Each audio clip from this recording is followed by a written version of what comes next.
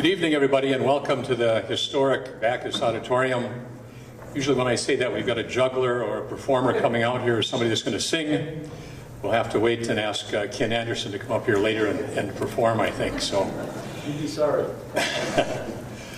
I'm Ward Merrill, Executive Director here at the Backus Community Center. And on behalf of the Koochiching County Housing Collaborative and the Backus Community Center, welcome to tonight's presentation of the Comprehensive Housing Study completed by Community Partners Research and Mr. Stephen Greisert, who's seated behind me. The study is a result of months of discussion, meetings, and effort by the Koochiching County Housing Collaborative that began back in October of 2017. When I think of this being now 2019, I'm thinking, my gosh, we've been at this for a long time to get to this point tonight, but it's just a big event for us. Over 24 housing stakeholders comprised of local government, economic development, the county HRA, and area nonprofits discussed housing issues and potential solutions with the help of the Minnesota Housing Partnership.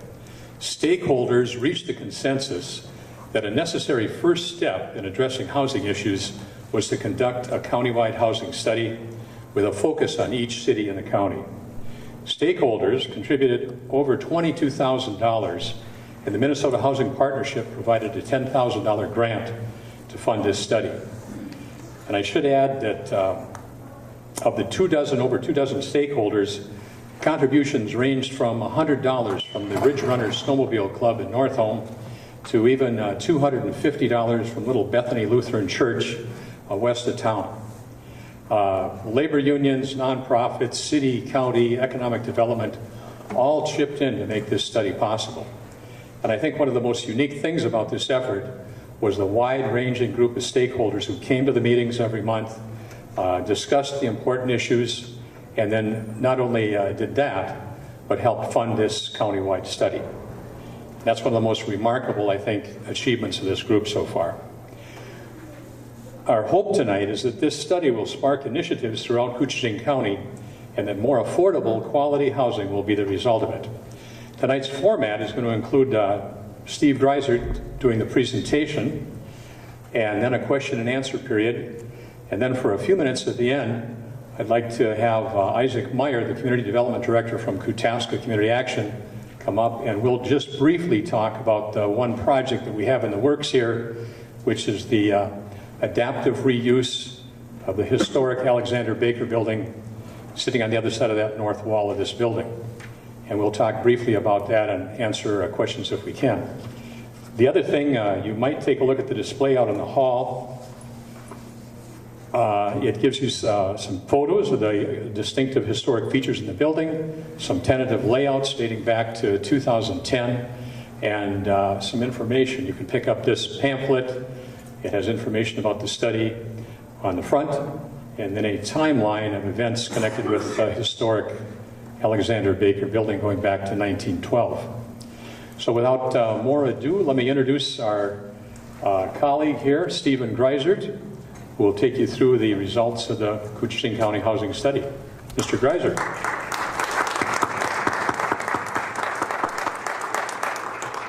Thanks, Ward. Can you hear me?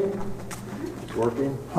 Can you get it a little bit closer to your mouth? Supposed to go, yeah, just bunch it so it's almost by your mouth. There, how's that? Well, it's still not great. You want to come down here? But we'll get it going.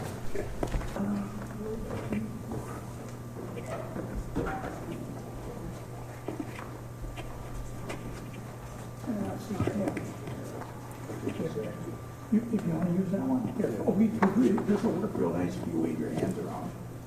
If you wave your hands around. Oh, that's right. That's going to be working perfect.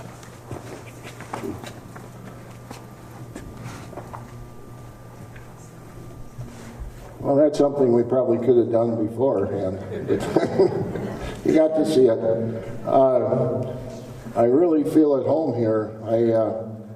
I grew up in Faribault, Minnesota, and our junior high has the exact same auditorium. Exactly. It's got to be the same architect. So I spent a lot of hours on the gym floor exactly like this, playing basketball, Fayette classes. If I had a pair of gym shorts on, I'd really feel like I was at home, I think. I'm going to first go over a short introduction, and you may have picked that up out there, but if you didn't, no big deal, because I'll go through it pretty fast. First, I'd like to thank everyone. Ward did a lot of thank yous already, but everyone that I interviewed, people that I called, people that sent me information, it was all very helpful. Makes my job a lot easier. I think the study's on the internet, and it's a 562-page study, so if you start reading it, I'll guarantee you can't put it down, so give yourself some time. Just turning to page 1 of the introduction, just to give you an idea of what's in the entire study. You just have the Rainier and the International Falls sections tonight, but there's an introduction, which is here, a summary, which is basically the executive summary, section for each city in the county, the employment section, and then agencies and resources section. Turning to page 2, just to give you an idea of what goes into a study like this. We look at U.S. Census data information. That's getting quite old. But there's also an American Community Survey that is done by the U.S. Census annually. We look at that information. Some of you were probably surveyed. We buy information from ESRI, a private reporting service.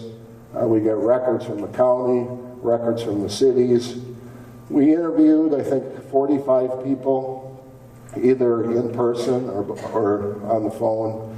I think I made 6 trips up here total.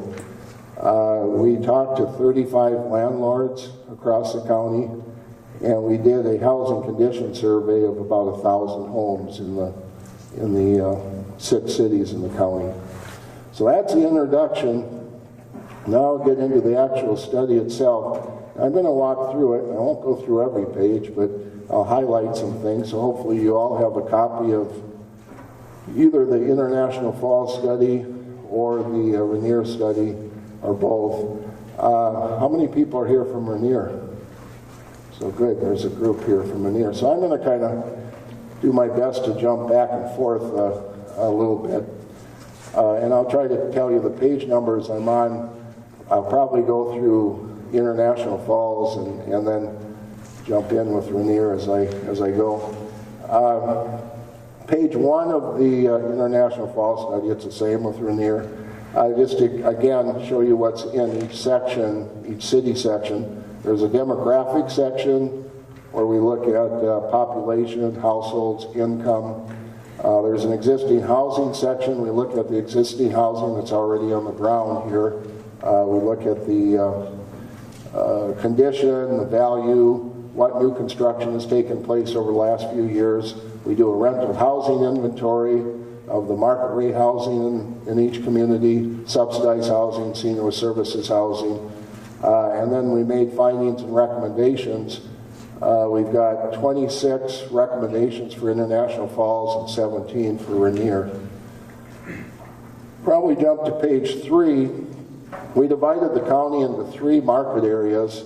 The International Falls Rainier market area is one we're going to be talking about tonight, which includes International Falls, Rainier, and Rainy Lake unincorporated territory. And we're getting into the demographic section now, and we provide demographics by market area, by city, by county. So there's a lot of information here. So I'll turn to page 5, population trends. In International Falls has been gradually dropping in population. In the 1990s, they had substantial losses of about 19%. From 2000 to 2010, it dropped, but only about 4.2%. And then ESRI, one of the services that we get data from, is estimating that there was a loss of another 400 people from 2010 to 2018. Rainier had losses in the 1990s, and then from 2000 to 2010, and then they did a large annexation, which about tripled the size of the community. Esri is estimating that now in 2018 there's 503 people, but the state demographer is estimating there's 589 people, and the U.S. Census is estimating there's 571 people. So there's a little discrepancy there, but it's a bigger community now because of the annexation. And the market area has dropped in population, and the county has lost 447 people from 2010 to 2018. So there's been some population losses in the community. Move on to page 9. Looking at population projections Esri projects over 5-year periods, and the 5-year period that they're projecting here is 2018 to 2023. And International Falls is projected to lose about 300 people during that time period. Rainier is projected to lose 19 people, and the county is projected to lose 467 people. But I always state here that the destiny is in your hands. These are just projections. You can change by a lot of aggressive activity of jobs and commercial development and housing development. All those things can change these numbers in a hurry. These are just projections.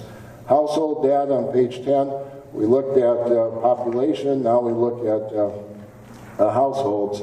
Have the same story that there's been household losses over the last couple of decades, and from 2010 to 2018 we have a real discrepancy here where Esri is estimating there was a loss of 225 people in International Falls.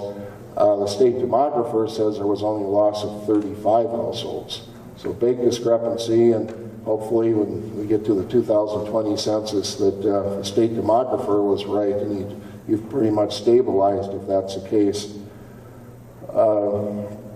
Rainier is, again, with their annexation and stuff to tell, but Esri's projecting or estimating that in 2018 there were 238 households. The state demographer is saying 295. I'll move on to average household size on page 12. Household sizes in cities has been dropping over the years with less children, more single-person households, and so forth.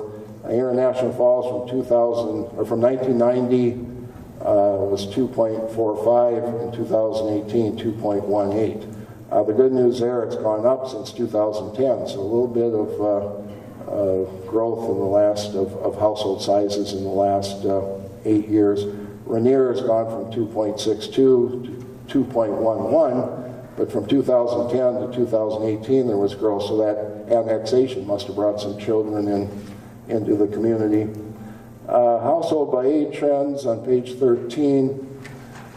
The third column there, where any growth has been in International Falls from 2010 to 2018 was in that 65 to 74 age range, the baby boomers, and we see that everywhere. Go to household projections on page 15. It's projected that International Falls from 2018 to 2023 will lose 144 households, and Rainier would lose 10 households. So still some projected losses, but as I indicated, that can change. Where the household losses and gains are projected to be, and we look closely at this because the type of housing that we recommend is based a lot on where household growth is going to be. And on page 16, you can see there the positive numbers are in that 65 and older age ranges. These again are the baby boomers that are aging up to those age ranges. And then the smallest negative growth there is in that 35 to 44 age range, and those are the baby boomers' kids. I'm in that category where I'll be in that 65, and my kids will be in that 35 to 44 age range. So we see that almost everywhere. Rainier was very similar, where their growth was 65 and over, but they also had some growth in the 35 to 44 age range. Moving on to page 18, we look at households by type. I always find this interesting. The latest data we have, unfortunately, is 2010, but it's holding true in most of the information we see. That in 2010, International Falls had 2,903 households. 376 of those households were mom, dad, and kids, your typical family. That's 1 in 8. So if you knock on 8 doors in International Falls, on average, you're going to find one that's got mom, dad, and kids. And that's pretty typical. We see 1 in 12, 1 in 14, even a real family type of suburb like Eden Prairie is like 1 in 3. There just are a lot of different makeups of families these days. 1 in 4 in International Falls are husband and wife. Mostly empty nesters, young seniors, maybe some younger couples that don't have children yet, but primarily the older couples. Again, you knock on 4 doors, one is going to have a husband and wife. And then 1 in 3 are single-person households. And that's something that we look at that, unfortunately, those people are going to move on to assisted living or nursing homes or pass away or whatever. So, because it's typically the older people, not all, but mostly older people that are single-person households, and that opens up housing. We're just starting to see that. My neighborhood is one where we were basically an older neighborhood, and it's turning over now to families. So we're going to see more of that in the next several years. Page 19, just looking at housing tenure, about 33% of International Falls housing is rental housing, about 20% in Rainier is rental housing. Go past a little bit of this here.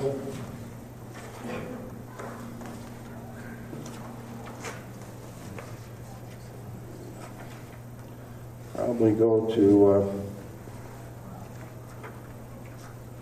where is it here? Go to page 22, income data. And when we did this, latest data we had for income was from the American Community Survey in 2016. 2017 is just coming out now, and I was able to look at it, and it's pretty close to 2016. In 2016, the median household income in International Falls was $38,750. Household income is every household in the city, single-person households, people living in subsidized housing, senior housing, and so forth, so everyone. Family income was $52,045. Family income is 2 or more people that are living together that are related. Almost always we see family income higher because usually it's 2 or more income earners in the household. That's a bit low, but I've seen a lot lower. You can see what the other cities are. Rainier, it looks like they're the highest in the county at $54,750 for household income, and $64,000 for family income. And you can see in the county where they're at, 44 and 63, and then the state of Minnesota, median income is $63,000 for household income and $79,000 for family income. Median income is the exact middle. So at 38,000 households, half are less, half have higher incomes. Turning to move on through some of this income stuff. A lot of information on income if you're interested in looking at it on your own time here. Move to page 32. The rental housing costs for International Falls. There's a rule of thumb that if people pay over 30% of their income for rent, it's called a housing cost burden. Over 35% is a severe housing cost burden.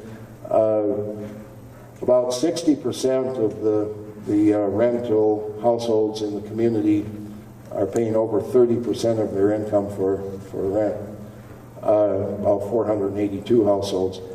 and most of those are actually paying over 35% of their rent, or of their income for rent. On page 34, we look at owners. Again, if owners are paying over 30% of their income for a mortgage, it's considered a burden. Only 14% of International Falls owner households are paying over 30%. Again, typically banks keep you from borrowing more than that, but there's sicknesses and job changes, job losses, and so forth. 17% on page 35 for all of Koochiching County. These are all pretty good numbers, what we typically see. Rainier is at 16%, so you're all in the mid-teens on that. On page 36, new housing construction. To the best of our knowledge from the city, there's been 7 homes built from 2010 to 2018 in International Falls. 2 homes have been built or moved in the city of Rainier. Page 37, we looked at the housing condition of 2 of the older neighborhoods in International Falls, kind of the core area, and the 2 neighborhoods are adjacent to each other. We just split them up. And then in Rainier, we did the older part of town that's the next part of town on the other side of Highway 11. So we did 1 neighborhood in Rainier, 2 neighborhoods in International Falls. So if you look on page 38, we look at if the house is sound, needs no work, if it needs minor rehab, maybe just a new roof or windows, whatever. Major rehab needs a lot of work, and dilapidated that probably should be torn down. And in the 2 neighborhoods in International Falls, we found that 35% were sound, needed no work at all. And this is your oldest neighborhoods.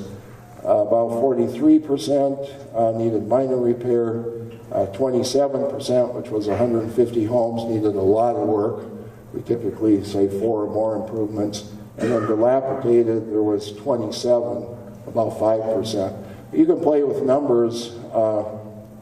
Even in the older neighborhood, sound and minor repair added up to 67%. So 67% of the homes in those neighborhoods was in pretty darn good shape. On the other hand, about 31% needed a lot of work. We also looked at mobile homes in the community in International Falls. I should have mentioned Rainier there. Rainier, 31% were sound, 34% were just minor repair. 15 homes needed a lot of work, and then 10 homes we thought should be torn down, and that's in the area you annexed. Mobile homes in International Falls, we looked at 97 homes in 4 mobile home parks. I won't go through all that, but see the numbers there on what we found there.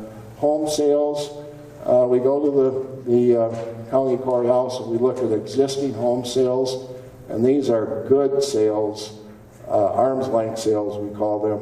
We eliminate father to son sales, foreclosures, bank sales, all of that. So if you turn to page 42, we looked over from 2010 to 2018, and you can see the median sales price of existing homes, the highest sales price and the lowest sales price.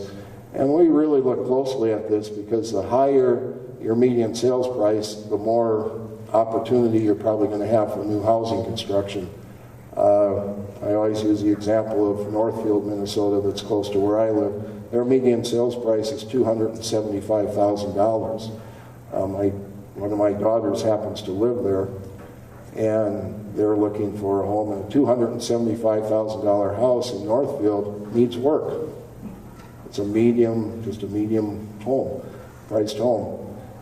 So you start thinking, God, maybe I can build new. Maybe I can figure out, I just build a new house. So they get a lot of housing construction going on. I get into communities where the median sales price is $40,000 or $50,000. There you say, well, why would I build new? I can buy a really nice house for $100,000 in this town, and maybe the bank wouldn't even lend you the money because the house might not be worth what you have into it when it's done. So we look closely at this. And, from 2015, 16, and 17, your median sales price has been over $70,000. 2018, a partial year when we did this, was just under $70,000. That's not real high, but it's, I've seen much lower too. You can see the sales and what's taking place there. In Rainier, on the next page, I should mention that the other way we look at sales is the American Community Survey asks people what their house is valued at, and there you are at $84,000, so a little bit above what the actual sales show us. But so when people are asked, the median sales price was $84,000. In Rainier, again, you can see that Rainier really kind of jumped around. Part of that's probably the annexation. And there, when people were asked, the median sales price was $114,000. Home sales on page 43 in 2017 and 2018 in International Falls, 63 of the 102 homes that were sold during that time period, 63%, 64 were below 100,000. 28%, 29 sales were in that $100,000 to $150,000 range, and then there were 9 sales, and 9% were over $150,000. So the good news is that there's value here to what, when we really get concerned, is where the existing sales price is like $50,000, and the highest priced home that has sold is like $80,000. Then there just isn't any value, and it's really tough to get comps and that sort of thing.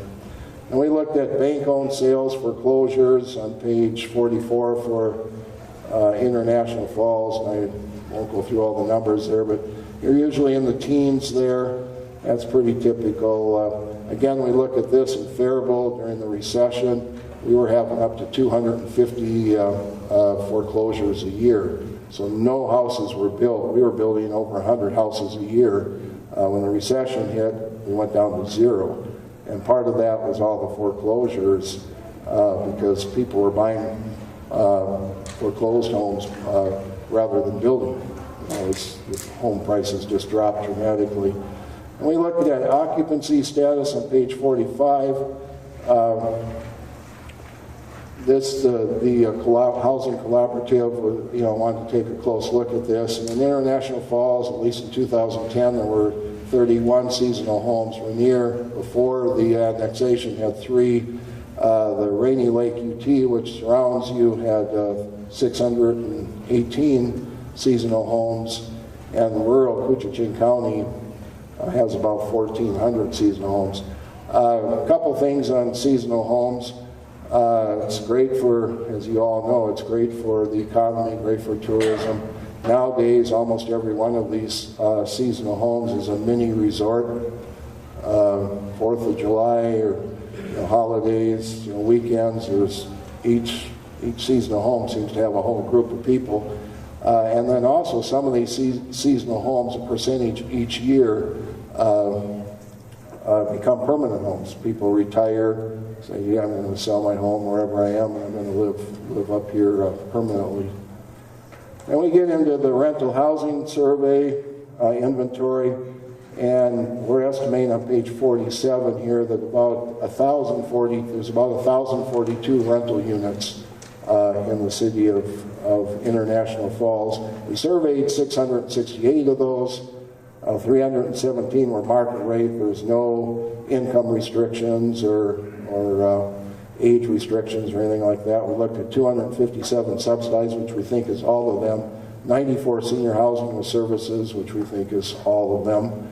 And then 54 bed nursing home. The market summary, we looked at 317. You can see the unit mix there, primarily a 1 and 2 bedroom. We found 13 vacancies for a 4.1% vacancy rate, but almost every rental property owner, landlord we talked to said that there's a high demand. Most of these Vacancies were turnover, just people moving in and out and so forth. So most of them, there were a few that said, gee, we have some chronic vacancies, but most said there's a high demand. On page 49, you can see the rental rates, the range. This includes utilities. We tried to estimate what the utilities are. There's no tax credit projects in International Falls, which is more of workforce housing, moderate income housing. The subsidized summary, you've got 6 subsidized complexes in International Falls for a total of 265 units. They're all general occupancy, family housing. One, Woodland Park Apartments, was senior disabled, but is converted over to general occupancy. So I've got listed the 6 complexes. If you turn to page 50, we found 8 vacancies in those 265 units, which was a 3% vacancy rate. You can see the unit mix there, primarily 1 bedroom, with some 2 and 3 bedroom. People pay generally 30% of their income for rent. Then on page 51, talk a little bit about the housing voucher program. That's a program run by the Koochiching County Housing Authority, where a person gets a voucher that is, if they're low income, and they can move to any apartment that passes inspection and live in that unit, pay 30 or up to 40% of their income for rent. The program pays the rest of the rent. And there's 111 vouchers being utilized in Koochiching County, and 103 of those are in International Falls. Then we've got senior services with housing on page 52. For the market area, you've got 6 projects. River's Edge is more of an independent light services project as part of Good Samaritan, or they might have sold by now. They were in the process when I was doing this. Just serve a noon meal and light housekeeping. North Winds is assisted living, part of Good Samaritan that is new, that provides all the assisted living services, meals and medication management and bathing and laundry and so forth. The nursing home at Good Samaritan. Rainier Roost, which is out in Rainier, that is a memory care project. And then Paper Maker's Place and Ridgeview are also assisted living projects. All those projects had 1 or 2 vacancies. Then there's student housing, Rainy Hall. It's a 92-unit project, 92 person capacity, but they'd rather have about 77 person capacity and have some single person units there. Then in Rainier, a lot less housing, 36 units on page 41 for those of you in Rainier. We had just looked at 9 market rate units, and then we looked at Rainier Roost. Basically no vacancies there. We've got 1 voucher being utilized in Rainier. Then we'll probably jump to strengths and weaknesses for the communities, and that would be on page 69, I believe. And some of the things that you've got going for you as a community, you're a regional center, obviously, for this whole area up here. You've got an affordable housing stock, which is great. Diverse housing stock, you've got subsidized housing, senior services, all things I just talked about. You've got a great educational system, you've got the community college, you've got health facilities. Turning to page 70, you've got this facility, the Bacchus Community Center, and a lot must be going on here because when I got here about 10 to 6, there were just cars all over the place. You've got the housing authorities here, the International Falls and Koochiching County Housing Authority. You've got the economic development authorities. You've got Kootaska Community Action that I think is going to talk later. You've got natural amenities. I get to so many communities where, you know, when I'm driving there, I just pray there's a lake or a hill or a tree or something that kind of is a tourism or just recreational type of destination, and a lot of times it just isn't. You've got the ports of entry, you've got the Voyageurs National Park, so you've got a lot of positives here. On the negative side, the barriers, you do have aging housing stock. Some of it is. You've got lower incomes, lower paying jobs. You've got that value gap I was talking about between new construction and existing home sales. Lower rent structure, which is great for the tenant, but hard to build new housing. Limited land for new construction. Page 72, you had some job losses in the past.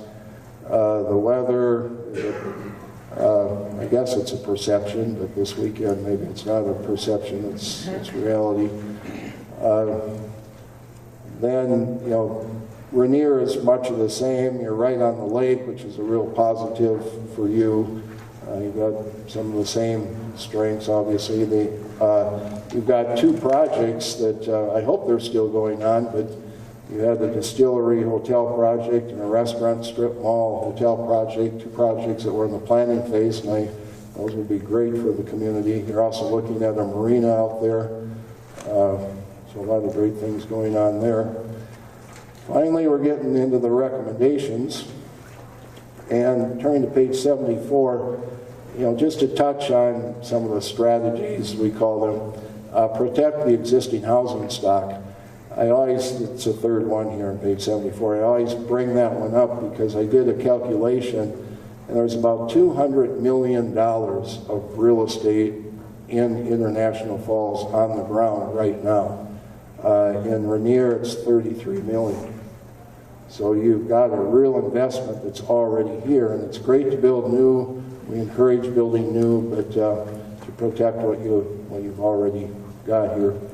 And turning to the recommendations, I said there's 26 in International Falls, and I'll just touch on some of those. And Rainier, on page 79, we get into rental housing development. And we're recommending, and I went through all these demographics because we look at all these things when we make a determination on what's needed in the community.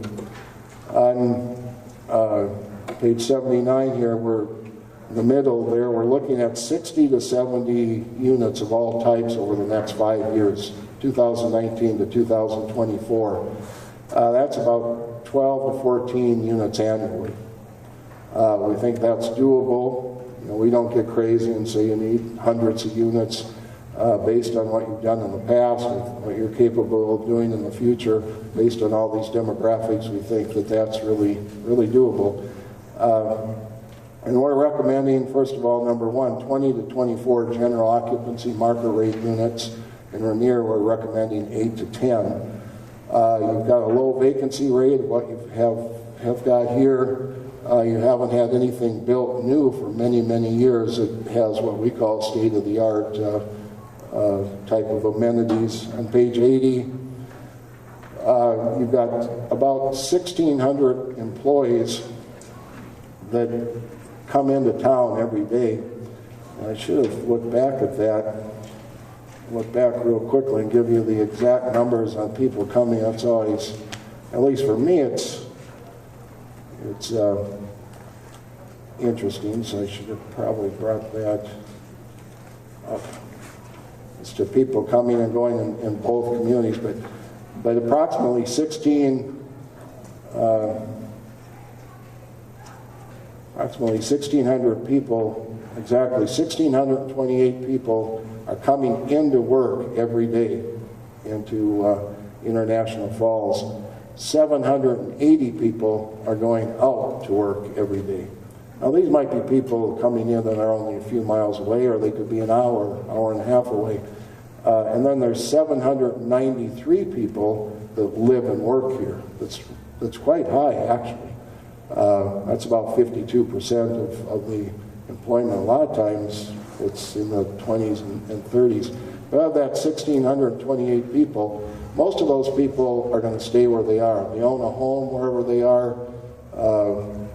They have elderly parents to take care of. Their spouse works where they live. Their son is a quarterback of the football team, and they're not going to leave school you name it. But there's a small percentage, even if you get 5%, that's about 80 people that might move here if the right type of housing is available.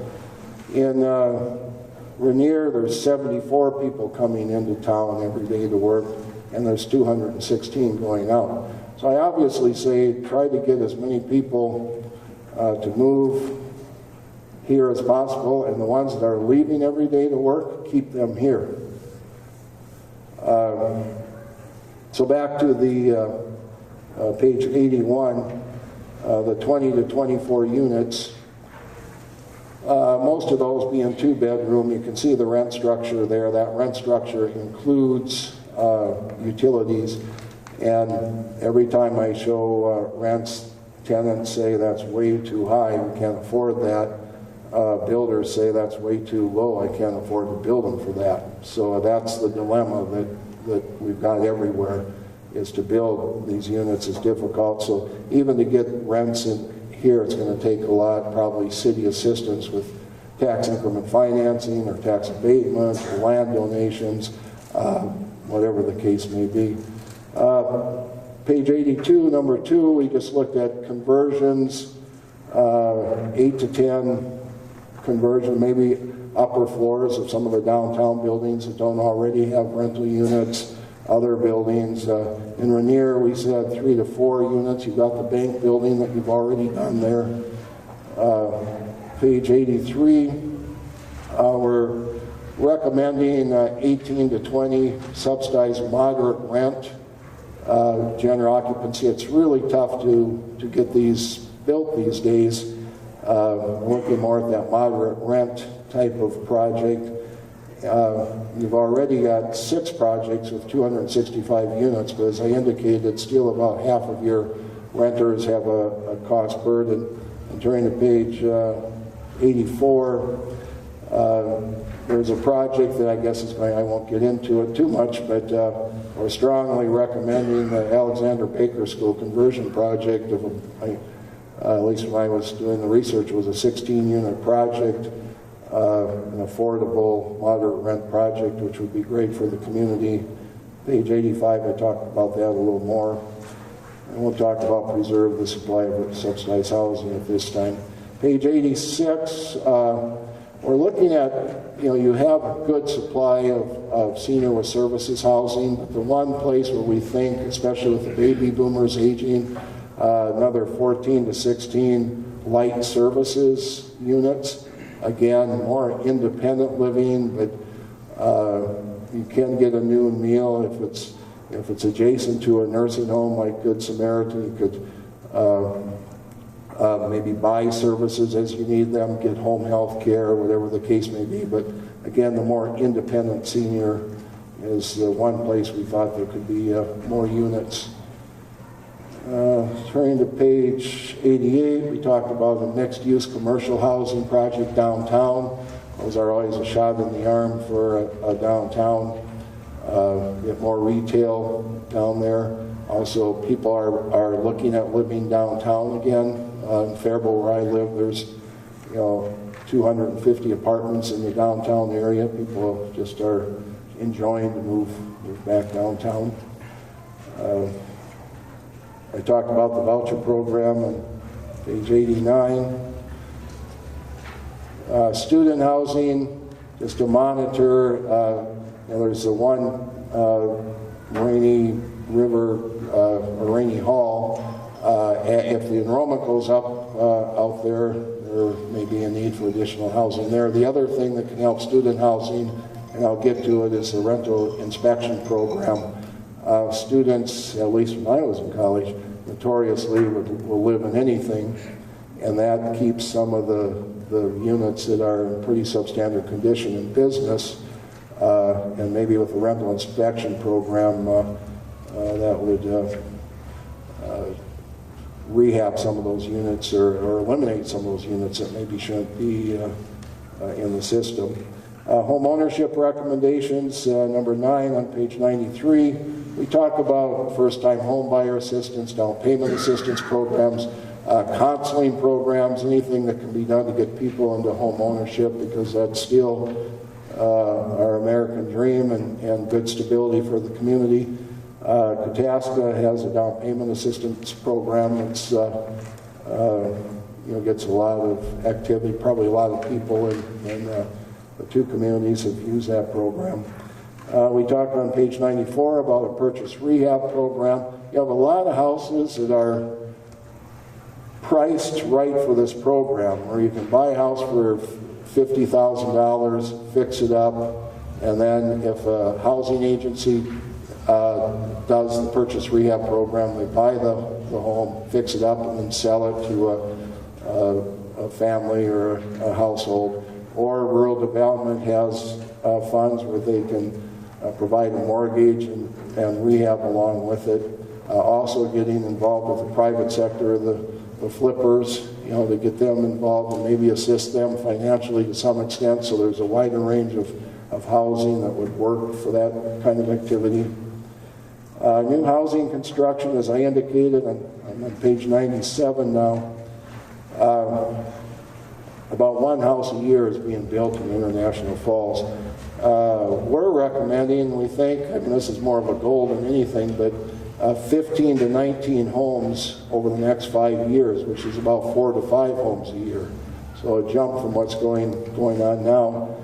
4 to 5 higher priced homes, 5 to 6 affordable homes, and then the most 6 to 8 units of twin homes, townhomes, which I'll talk a little bit about. In Rainier, we're at 12 to 16 units. We think there's some real potential out there. 2 to 3 higher priced homes, 2 to 3 affordable homes, and then 8 to 10 twin homes, townhomes. We think somewhere along the lake there, a townhome, twin home development would be great. Lot availability on page 98. In the International Falls, we found about 10 to 12 available lots in the 2 newer subdivisions you have in town, and then there's some various infill lots around town. So to meet the goals of the next 5 years, there's probably going to be a need for a new subdivision. We're recommending, as you meet the goals, to develop a 14 to 16 lot subdivision somewhere, someplace. I know land is limited, and we've got some recommendations on what the lot, what the subdivision should have. In Rainier, they just inventory the available land you've got out there for new construction. On page 99, we talk about some strategies for lot sales and new construction. Making the lot prices very affordable. On page 100, user-friendly. I get into so many communities where you have any lots for sale. Well, we don't really know. We really haven't kept track, or whatever the case may be. Well, there's a lot over here, but he's in Florida for the winter. Those kind of things. There, it's tough to get a house built. I get into other communities where here's our builders, here's our lots. Here's a little booklet on how to build a home in the community. So it's the easier you can make it. About 10% of people will build a home. The others, whether they can afford it or not, just aren't going to do it. It's just too big of a hassle. So the less hassle you can make for people to build, obviously the more success you'll have. Talk about lotability for twin home development. Marketing, I think, is a big deal. Like I said last night in Little Fork, that I get into communities where I drive into town and I say, boy, this is a neat little town. And by the time I'm done for the day, they've talked their town down, and I don't feel so good about it. On the other end, I go into a town and I think it's just a regular old town, but people are so excited and love their town and market it so much. I leave town saying, this is a fantastic town, this is a great town. So, just driving down the street here in the International Falls, I get a good feeling. I feel good about International Falls, and just to market and keep that good perception out there. Incentives, most cities are providing incentives, whether it's reduced lot prices, tax abatement, reduce fees for hookup of water and sewer permits, that sort of thing. Next page, we talk a little bit about programs for spec homes, maybe to build a couple spec homes. We talk about twin home, townhome development, and you've got, let's see if I can find it here, International Falls has about 2,000 households in that 55 to 74 age range. That's a lot of households that will be, or could be, at least a percentage will be looking at twin home, townhome development. So we're thinking that 6 to 8 new twin homes, townhomes over the next 5 years is very feasible to find a spot where there's opportunity to have a cluster. Seniors like to live around people that are like them, same age as them, that security and so forth. And I think I recommend something similar in Rainier. Anywhere the infill lots, if you can get them available for Habitat for Humanity or maybe a local housing agency, whatever the case may be for new construction.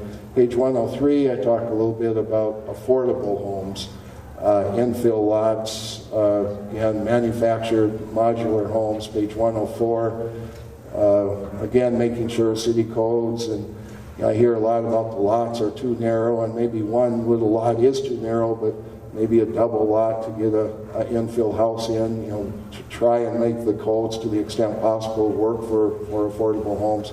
Some cities have built a publicly owned subdivision for affordable homes.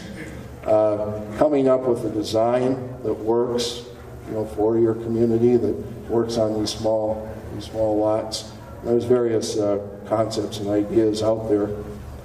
Housing rehabilitation, we talk about rental housing, rehab, and several of the landlords I talked to said, we'd love to fix our place up.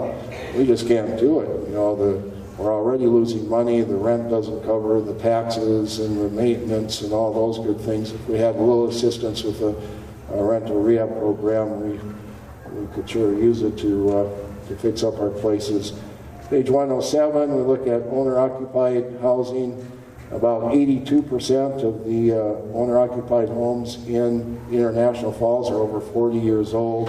56% in Rainier are over 40 years old. We found those 239 homes in the two neighborhoods that need minor rehab and 150 that need major rehab. In International Falls, we found 34 major rehab and 15 minor rehab, and vice versa in Rainier. Kutaska has various housing programs, and I think they've applied for small cities grants, have gotten funds in the past. Page 108, we look at neighborhood revitalization. I won't spend any time on that other than maybe designating certain neighborhoods and really concentrate on those neighborhoods with various programs. Some neighborhoods are on the bubble. They could deteriorate, or they could continue to be nice, livable neighborhoods. Page 109, we talk about an inspection program for rental housing, and I think that's in the works here in International Falls. And I give a lot of reasons why inspection program makes a lot of sense.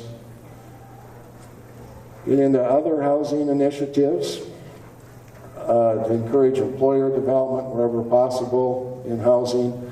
Acquiring and demolishing dilapidated structures. As I indicated earlier, in those two neighborhoods we found 27 homes that probably should be torn down. Now the 150 homes that we found that need major rehab, a lot of those are probably going to slip into the dilapidated category. International Falls has been real aggressive in demolishing dilapidated homes over the last 4 years. 69 structures have been torn down. I think that includes garages and accessory buildings and all that, but that's a lot of buildings torn down over the last several years. So, the city's doing a great job with that. We get in on page 113. We talk a little bit about strategies for downtown redevelopment, keeping your downtown in good shape and continuing to redevelop and bring new development downtown. When a family is looking at moving into a city, maybe they have a job offer or whatever the case may be, they first look at what jobs are available. Secondly, they look at the school, and then they drive through town. They drive down Main Street, down in the commercial area, and if they feel good about those three things, they'll probably stop and talk to a realtor. If they just don't feel right driving around the downtown, they may move on. So downtowns are still very important, or your commercial areas. And again, I feel good about downtown International Falls. Page 114, we looked at, and the Housing Collaborative has talked quite a bit about this, developing a plan from this study. This states a lot of demographics, a lot of housing needs as we see them, but to take it from here to develop a plan from the study. You might look at these 26 recommendations and the 17 in Rainier and say, gee, 10, 12 of them don't make a lot of sense to us, but there's 4 or 5 that we really want to work on, that we really should work on. So working together, developing committees, whatever the case is, getting all the stakeholders, the private sectors, the realtors, the banks, the housing agencies, you name it, and create a plan, and then obviously implement that plan. Page 24, there's a little bit of a catch-all on page 116. We just kind of summarize what we talked about, promoting the town, working with employers, working with the housing agencies and economic development agencies, creating jobs, providing available lots, building new rentals, and so forth. Then we also talk on the bottom of the page on the homeless hard to house. And you here in the city and the county, you've got an excellent delivery system. The next page, Itasca Community Action has several programs, Servants of Shelter, the HRA, the Salvation Army, Human Services, Friends Against Domestic Abuse. So you've got the structure in place, got a lot of dedicated people that I interviewed that are working hard. And the recommendation, they can always use more funding. There's never enough funding. The programs are there, the people to help are there, but there's always a lack of funding. Possibly more supportive of transitional housing, people going from homeless to transitional housing to permanent housing. Continued coordination. I mean, this is working well in the county and in International Falls. People seem to be working together. Agencies are working together, which is great. More affordable housing is always a big plus. And then we talk a little bit about a rental property guarantee program that I've seen in some communities where somehow a pot of money is set aside, and landlords that will work with, a lot of times homeless people have bad credit and criminal backgrounds and just several problems that go along with homelessness. And if a landlord will take a chance on them, and we first recommend that the homeless person or family go through a rental education program on how to be a good renter, then hopefully some landlords will take a chance on them. And if it doesn't work out, if they lose rent or whatever, that there's this pot of money to assist the landlord, so they feel a little more confident with taking on some of the hard to house families, if they know that there's been some education taking place, and if they're not going to lose a lot of money. Then we talk a little bit about the mobile home programs, and finally, and on page 119, a couple of programs that cities have done are before a mobile home, an older mobile home can be sold or rented, that it's inspected to make sure it's up to code. And then secondly, that there's an age, and maybe you have this already in the International Falls, where a home has to be certain age. It can't be too old to move into the community. So with that, well, maybe you want to talk first. I don't know. Questions, I think. Okay, any questions? A lot of information in a short period of time, or maybe a long period of time. Yes? I was a little surprised you said there would be a need for a new subdivision given the declining population and also the need to demolish some existing structures. Could you address that? Well, yeah, and it's all, and I think I have in here somewhere about cities with declining population still building stuff. The other part of that is you don't build stuff. And then you're totally, I mean, you're just kind of done then. So even when there is a declining population, there's a need, you know, and these are modest, 3 to 4 houses a year. There's always people that that want to build, you know, even in a city with a declining population. So there's real limited lots available now, you know, and I know that a lot of the city's landlocked and so forth, but you know, I guess the alternative is to not do anything. And I think 3 to 4 units is pretty, you know, you're doing one a year now. So 3 to 4 units annually is a pretty modest goal that I think, you know, can be achieved. And a lot of it's just playing momentum. You know, say that, you know, half of those homes or more are twin homes, townhomes. And I'll get into some smaller communities where, Arlington, Minnesota is a good example where they got a corporation together, who was known as the best contractor in town, got what is considered some of the best tradesmen, electrician, plumber, got the local lumber yard involved, got the local banks involved, and they found a nice model type of twin home, and it became the thing to do to buy one of these. And they started building those and they couldn't build them fast enough, let's put it that way. The momentum is there. Seniors started buying it as a thing to do, to buy one. So, you know, even though there's a, you know, declining population, you know, a modest new development, I think, makes sense. So. And that age group, that senior age group that no longer wants to maintain a home, we are losing those people because we don't have that twin home or multiple senior housing. Yeah. They're going to Grand Rapids or to Bemidji or someplace where they're building because that's what they need. They don't want to shovel sidewalks anymore or do outside maintenance. Yeah. And we virtually do not have very many of those even available in the whole surrounding community. Yeah. Yep, and that's exactly what I'm talking about. That they'll find the type of housing option that they need, and you find the right. In Bemidji, both of those are good examples. I don't know if you've driven around either. We've done studies in both of those communities, and Bemidji has a couple twin home developments that have 50, 60 units in them, or more even. What?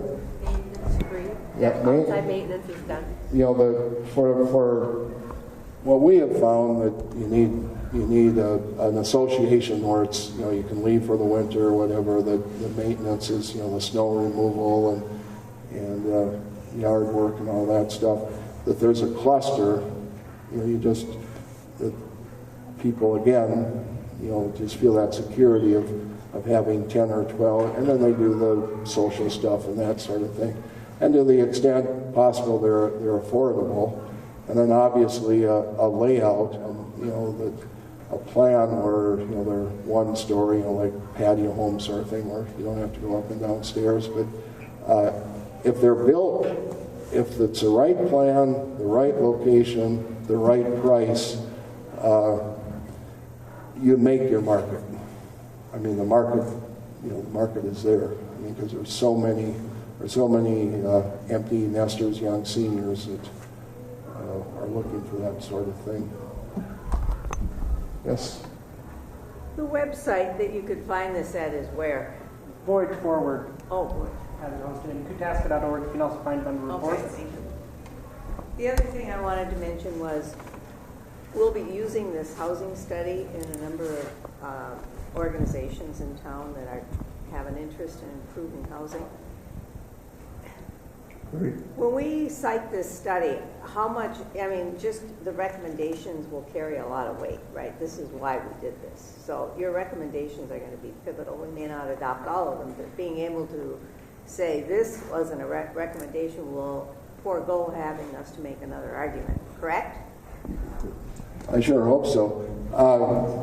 Developers are interesting people. I know if there's any developers in the group, but they're real optimistic people. And they see these numbers, and you know, quite often, I mean, the study gets more credit than it should, quite honestly. I mean, they go, "Gee, you know, we're going to." I've even said it shouldn't be built, and developers say, "Oh, you're telling me that I can build something here?" You know, so they're just.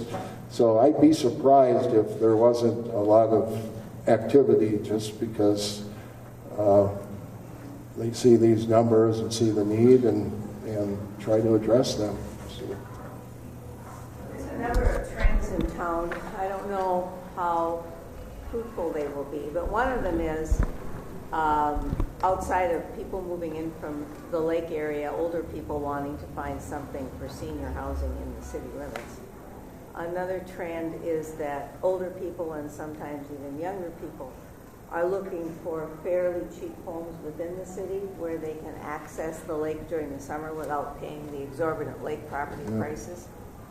You know? Yeah. So if we can capitalize on that by maybe, we advertise Rainy Lake, maybe we should be advertising International Falls as a lake retreat. You know, I mean, come here, you can get a relatively nice home for a fair amount of money and access the lake. Right? And that's. Yeah, that's one aspect. Yeah. No, that's exactly right. And again, and people, again, back to the, you know, building new homes. You know, again, if the you know, right subdivision in the right location, all those good things. Some people, I'll use Gull Lake as an example. I did a study a long time ago in Gull Lake, and lots were $100,000. And the realtors, I met with a group of realtors, and they were laughing, saying, "These people are crazy. They're paying $100,000 for a lot." Well, it went up to $1 million a lot. And the bad news is a lot of people got forced off the lake because they couldn't afford the taxes even anymore. The good news was they were millionaires when they left. And they'd go into Pequot Lakes or into Nisswa or wherever and buy a twin home. And, you know, get $1 million for their place, pay $250 for a twin home, have $750,000 to travel the world. And we saw a lot. We saw that, you know, quite a bit. And it might not be as drastic here, but there are a lot of people that either financially or they just, you know, how many more times can we put that dock in and, you know, that stuff. And they want to go maintenance free, and their grandkids, so they're traveling to see them play hockey or whatever. And, you know, so there is a real market there. And then the affordable, again, you know, I tried to talk a little bit about affordable homes to, you know, affordable these days is anything you can get built under $175,000. But yeah, if you can find the right type of, again, you know, model plan that, you know, people potentially will buy at least 3 or 4 a year, I'm hoping. So. Well, excuse me. Most of the cities in the state have a 360-degree circle to operate in, to grow, to expand. Both the cities of International Falls and Rainier are up against the border. To a sense, we're slightly landlocked. Yeah. And I don't know if there's a hindrance, how you see that, but also the number of people moving in and out of the cities to work. I think a large majority of them are coming out of Canada to work in the U.S. and then leave. And those are the type of people, like you're talking, we're not going to get them to stay here. Yeah.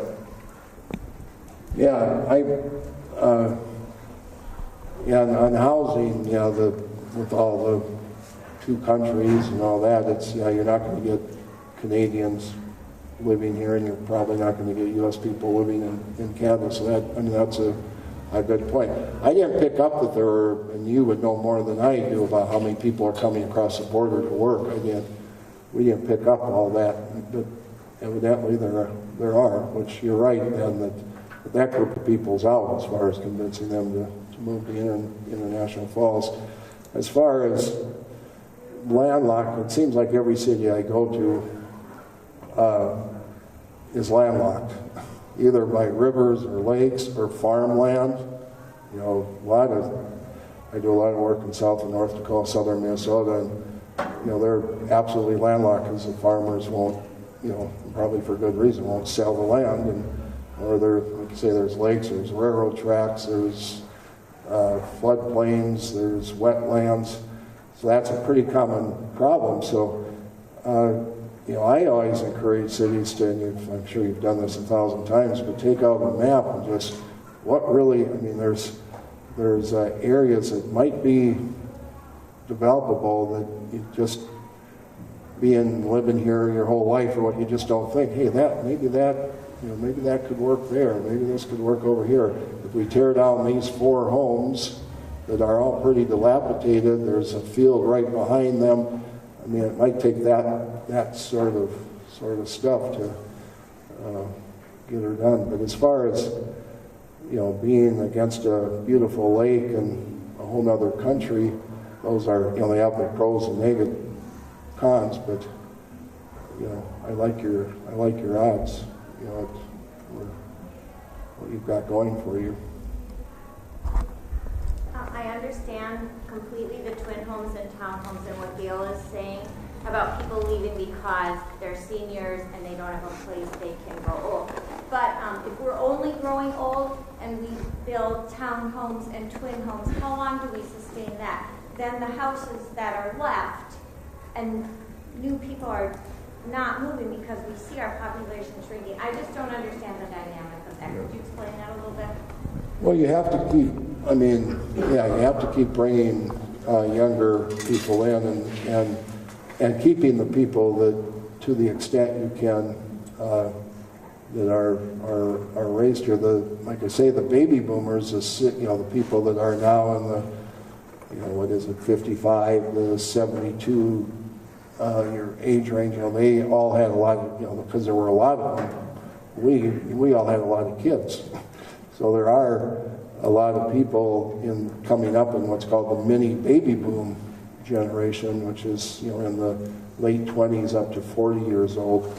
You know, to keep those as many, you know, with jobs, with the great community, with the amenities, and to keep them here and get as many people, you know, with, I mean, it's all easy to say. I know how difficult it is, but yeah, you're absolutely right that if the people that are here all grow old and nobody stays here that's younger or moves in, you know, there's problems there. But again, the job creation, the amenities the area has, the marketing that can be done. I was in one town, a South Dakota town, not too long ago. I mean, this is just one little idea, but they got a group together and started calling alumni and said, hey, why don't you move back to our city? Now, it was a city real close to Sioux Falls, so just about any job you wanted, or if you were a doctor or attorney or a builder, you name it, you know, you were going to get the job in Sioux Falls, so the job was pretty much there. But this little town of 700 got 7 families to move back, just by calling and encouraging them and talking about lots they had available and that sort of thing. But yeah, housing is just, it's a 3-legged stool. It's housing, jobs, and probably most important, people. You know, I get into so many communities that have the jobs and the housing, they don't have the people. So that's a whole nother, you know, that's a whole nother issue. But yeah, you gotta get that younger generation. there's people that, I don't want to pick on Eden Prairie, but I will. If you live in Eden Prairie and it's a beautiful suburb and has every big box store and every restaurant you ever dreamed of having, but to make the football team, you've got your dad has to have been a Viking, and your mom has to have been a world-class sprinter somewhere. And, you come, to a smaller town and, all of a sudden your kids are making the teams and they're leads in the play and they're in the band and they have a lot more opportunities. Those are the things that I would push. And one of the things too is that while you move into a twin home, I move into your home. I mean, that's what happens. Is something is built, moved into, but it leaves a home for someone else. And we'll always be losing some stock all the time. But as people get older, hopefully they gain income and they're able to move out to the lake. People who lived out at the lake choose to retire and have a simpler life and move to town and then go south for the winter. So, and then you are keeping the jobs to sustain the people who are moving to the twin homes and towns. They're still going to buy things and need health care. Yep. It doesn't, I mean, even just looking at the people that live here, we all need homes. And as we age, we earn more money and we can afford something that's maybe out of the way. And, but we always will lose some stock because things age out, a fire, anything can happen. And there's always going to be some housing that's lost and you can't live in it. But hopefully what's happening is it's being somebody else buying your home. Moving back and buying your home and moving out to the lake where you move back. It's just a cycle. It's a cycle of in and out. Hopefully. I'd like to add too, I'm a local realtor, and the trend that we've seen over the last year has been the majority of buyers have been first-time home buyers or people inquiring from out of state even. People that want to come into the area, so I think we actually have an opportunity to increase our population if we have the proper housing. They can't find what they want. Can I add to that too, though? I think it would help to have, so for a lot of these buyers that are coming in and looking, the housing that is out there, it's outdated, it's run down, and for a lot of these first-time home buyers, they don't have the skills to update it themselves. They can't maintain it. But I should say they can't not maintain it, but they can't do major work or in renovations to it. And then a lot of times they don't have the extra money after purchasing the home to put back into the house. So I think we have a really stagnant real estate market because of the condition of a lot of the homes. Yeah, some of them won't even qualify for government loans, government-backed loans. There has to be major repairs done to them before they can. And what's the demographic profile of the people that are interested? Is it all over the place, or do you see you know what? It kind of is, because you see people who are coming in from out of town that are actually older. They're in their 50s, and they don't have anything to sell anywhere else, and they're looking for the $45,000, $50,000 houses. That's the target I was talking about. They want to come here. Yeah. Because they can go to the lake in the summer, go to City Beach, right? And they can afford those. And that is one of the things, too, that a lot of the people that have inquired from out of town, it's exactly what they want to do. They want to have some kind of a low-maintenance place in town. They want to spend 9 months out of the year here and then 3 months out in Florida or down in Arizona. That's what we've gotten a lot of. Could we be more organized about it? I think we could. And reach out to Floridians of a certain age group and say, look, we'll develop this great partnership. It's a marketing play. But beautiful people like you could do that. I mean, really, because people want to get out of Florida. Oh, people want to get out of Colorado. They want to get out of Texas. Yes, they want to get out of California. So we see a lot of people that are wanting to relocate. They've had it elsewhere. And we are just, I think, on the cusp of actually being able to take advantage of people wanting to get out of Dodge. If we did this in an organized fashion, we could put our anniversary.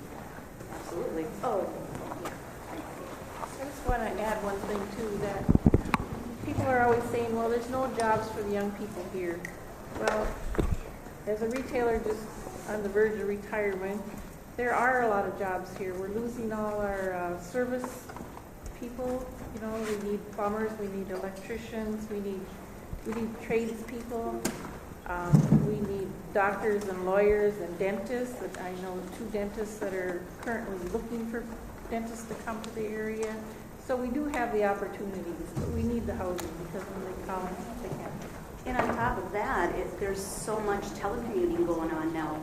You can have young people finally able to come back to town and still work from Minneapolis because their job they don't have to stay within a boundary. And within that context, the city and the county developed an incubator, a downtown building for an incubator with technology in it.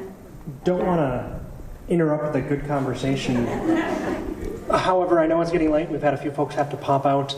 I'm Isaac Meyer with Kutaska Community Action. I first want to note this is a really important conversation we want to have, and I think we do have time and space to have it. Those folks really interested in that, Ward mentioned earlier, we've had a Couchiching County Housing Collaborative meeting for almost 2 years now, having these discussions. If you're interested in having that exact conversation about what things could be done, take that back to your city governments, to the group-specific organizations that you're engaged in, or maybe come join us for one of our meetings. Perhaps grab myself, Wah, or Ward, and let us know you'd like to get on that mailing list, that you'd like to be engaged in those conversations. We've got a lot of people having that exact conversation because there are things we can do. And, sometimes it's hard to imagine what we should do or what we might even want to do, but we've got some place to start with that housing study. And we've got a group and we've got a community, I think, that's really excited about that. So please take that conversations back to your groups, or if not, come join some of the conversations we're having already and help us work on some of those same things, because we've got a beautiful community and we want to keep it, and we want to be able to be here and see it for our future generations. And sometimes it takes a little action, and as we've engaged in this work, I think a lot of the challenges we've seen has simply been, what do you do? How do you do it? Where do you go? And with this study, with resources that my agency is hoping to bring and that some of the partners of the state are hoping to bring, we'd really like to see some opportunities, because it's hard when you live in a busy life to have that next meeting and think about developing and adding new plots and new land and thinking about building something. So if we get engaged and get going, I think we've got some wonderful opportunities. I'm going to turn over to Ward for a moment, and then I'll have a quick update on the Alexander Baker project. If I could suggest, too, our next Housing Collaborative meeting is Monday, January 28th, I think, 10 o'clock.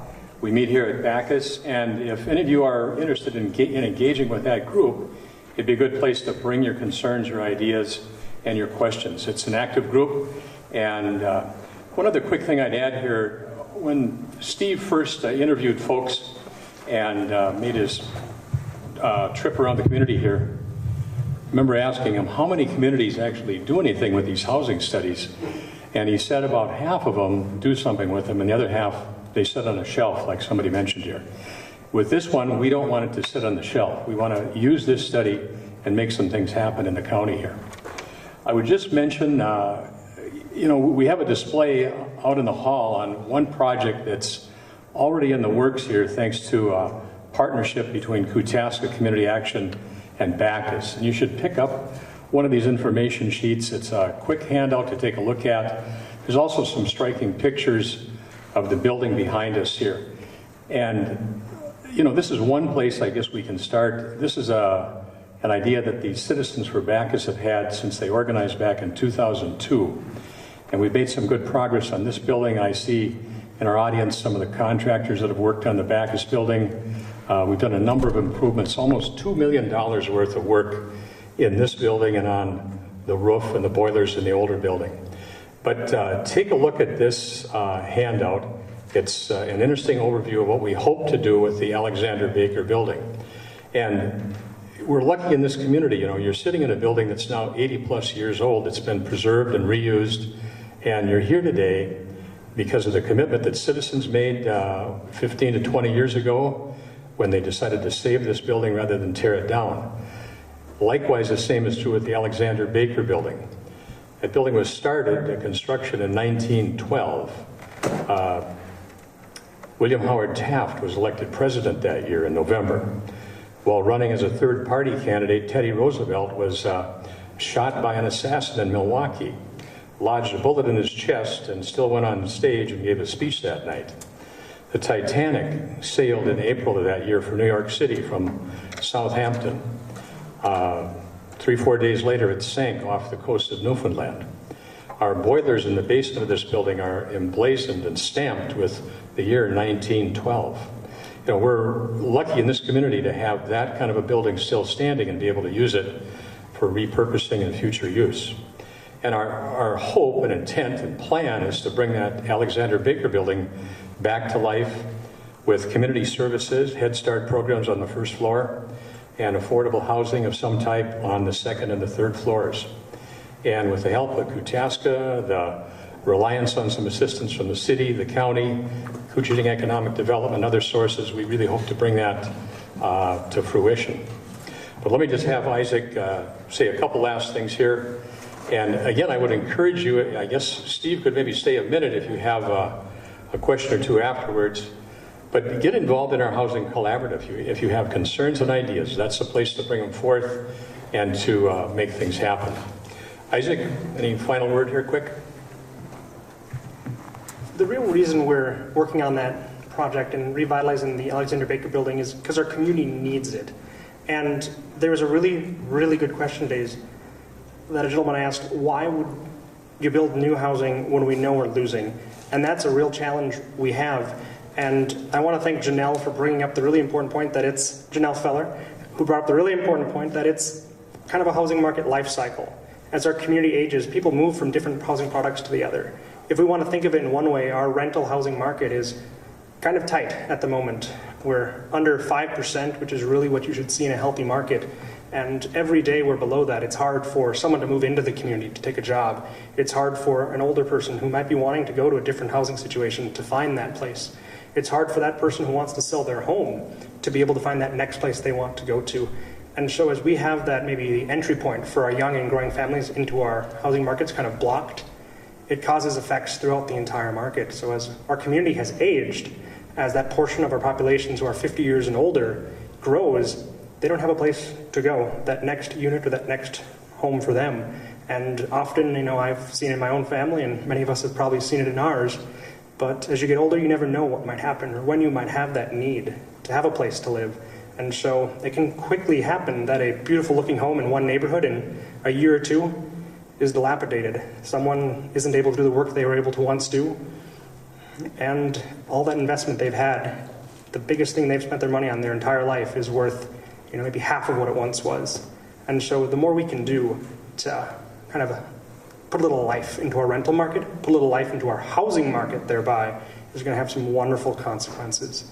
And so as we're looking at the Alexander Baker Building, what that is beyond just that, you know, a heart of our community, a historic building, something that had served as, I guess, a place of education for so many in our community, becoming that again, you know, being able to offer Head Start services in those classrooms that for almost 60 years had kindergarten would be wonderful. But not only that, but to be able to put some new homes into our community and find a place to kind of free up our market. It's a big effort. You know, one project alone won't do it, but we know we need some place to start and to build a little momentum.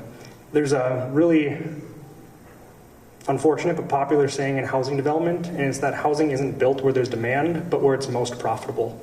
And for many of our developers in the state, that means in the cities, in places where you know you're going to get a great return, where no bank is even going to question giving you that loan, because they know if you fail, they can sell that building to someone else.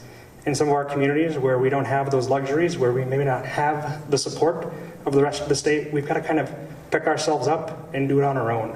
And so that's why I'd really encourage folks to come join the Couchiching County Housing Collaborative or help support Bacchus in their work to revitalize the Alexander Baker Building. And hopefully that can be part of a start of a lot of activity to revitalize housing in our community. Are there any questions about the Alexander Baker project? I do believe some kind folks were nice enough to pass out some pamphlets. We'd be happy to either perhaps later or in small groups answer those questions or take them up on the stage or address anything else.